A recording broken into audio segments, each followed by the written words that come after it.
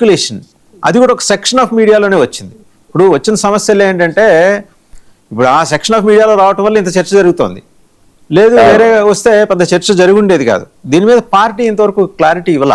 నిజంగా లోకేష్ గారు అలా అనకుండా వాళ్ళు అత్యుత్సాహం కొద్దీ ఆ సెక్షన్ ఆఫ్ మీడియా ప్రచారం చేసింది అనుకోండి, ఆ నింద ఆయన మీద పడుతోంది. పాపం సంబంధం లేకపోయినా ఆయన నిజంగా అన్నారా, ఏ కాంటెక్స్ట్లో అన్నారు, అది ఉదహరించలా.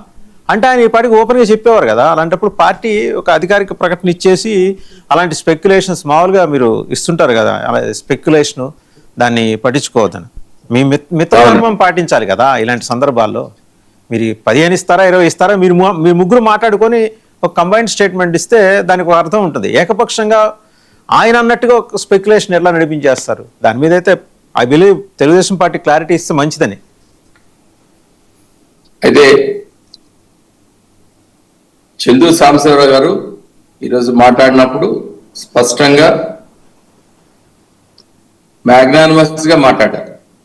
సో కూటమి, ఎన్డీఏ కూటమి 2 years లో కూడా ఎక్కడ కూడా చిన్న ఇష్యూ లేకుండా స్ట్రెంగ్థెన్ అవుతుంది, రోజు రోజుకి స్ట్రెంగ్థెన్ అవుతుంటే ముందుకెళ్తా ఉన్నారు. ఇష్యూస్ ఏమున్నా కూడా డిస్కస్ చేసుకోవడం, ఆ విధంగా ముందుకెళ్ళడం జరుగుతూనే ఉంది అంచేత. అయితే ఇప్పుడు ఇది నేనైతే అంటాను టీ కప్ లో తుఫానే. ఎందుకంటే ఎయిమ్స్, ఆబ్జెక్టివ్స్, ఎజెండా కూడా 3 పార్టీలకు కూడా ఒకటే. రాష్ట్ర ప్రయోజనాలు, హెల్దీ డెమోక్రసీ, డెవలప్మెంట్, ఇవన్నీ కూడా. సో ఇందులో ఎక్కడ కూడా డిఫరెన్సెస్ అనేవి లేవు. సో లోకల్ బాడీస్ వచ్చినప్పటికీ లోకల్ ఆస్పిరేషన్స్ కి 3 పార్టీలకు కూడా ఖచ్చితంగా అటెండ్ అవ్వాలి, ఆన్సర్ చేయాల్సిన అవసరం ఉంది, కేర్ తీసుకోవాల్సిన అవసరం కూడా ఉంది. సో పార్టీ సర్వైవల్ కానీ, పార్టీ స్ట్రెంగ్థన్ కానీ, సో మనం ఒక మంచి గుడ్ గవర్నెన్స్ ఇవ్వడంతో పాటు డెమోక్రసీలో పార్టీ స్ట్రెంగ్థన్ అవ్వడం కూడా చాలా important. So respecting each and everybody, అంటే 3 పార్టీలు కూడా ఒకరికొకరు రెస్పెక్ట్ ఇవ్వాల్సిన అవసరం కూడా ఉంది. అంచేత సాంబశివరావు గారు ఏదైతే చెప్పారో ఆ విషయంలో దేంట్లో కూడా ఇది లేదు, చాలా స్పష్టంగానే ట్రాన్స్పరెంట్ గానే ఉన్నాం. అయితే మీరనేటట్టు అసలు ఇది టీ కప్ లో తుఫానా, లేకపోతే క్రియేట్ చేశారా, లేకపోతే నిజంగానే మా నాయకులు లోకేష్ గారు మాట్లాడారా అన్నది స్పష్టంగా ఇప్పటికైతే సాంబశివరావు గారికే కాదు ఎవరికి కూడా లేదు.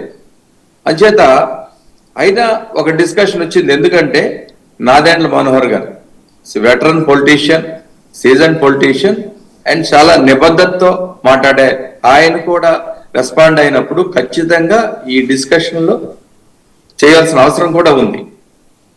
అయితే ఇప్పుడు ఫిక్స్డ్ గా మ్యాథమెటికల్ క్యాలిక్యులేషన్ అన్నది ఒకటి.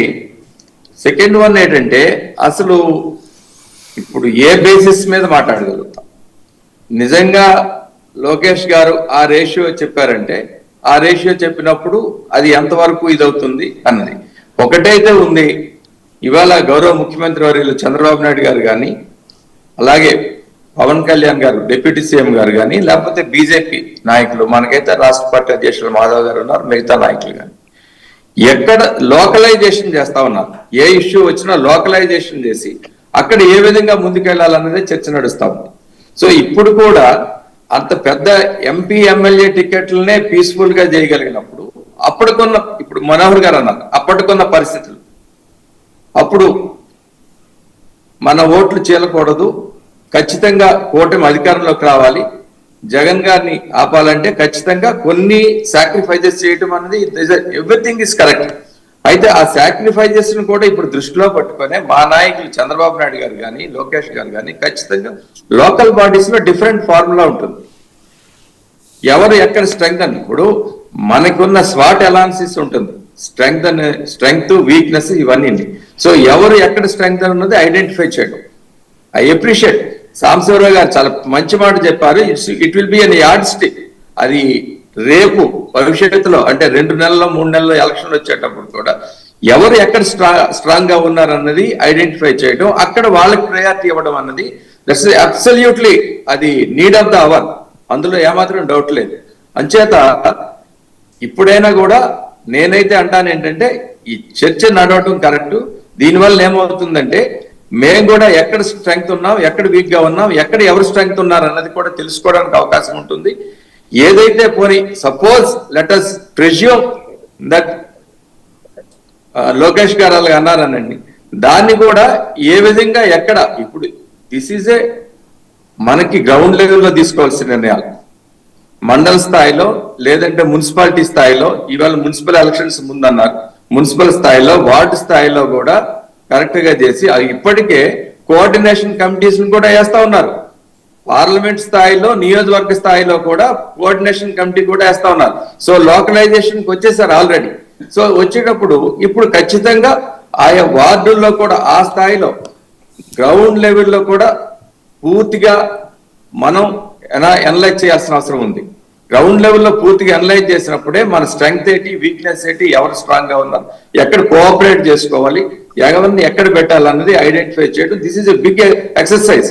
ఆ ఎక్సర్సైజ్ వస్తే అప్పుడు ఏ రేషియోలో మనం సర్దుబాటు చేసుకోవాలన్నది ఉంటుంది.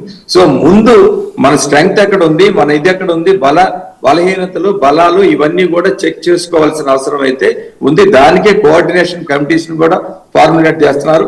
మీద లీడర్స్ ఎలాగా ఉంటారు. సో దిస్ ఇజ్ ఆ ప్రక్రియ కొనసాగుతా ఉంది.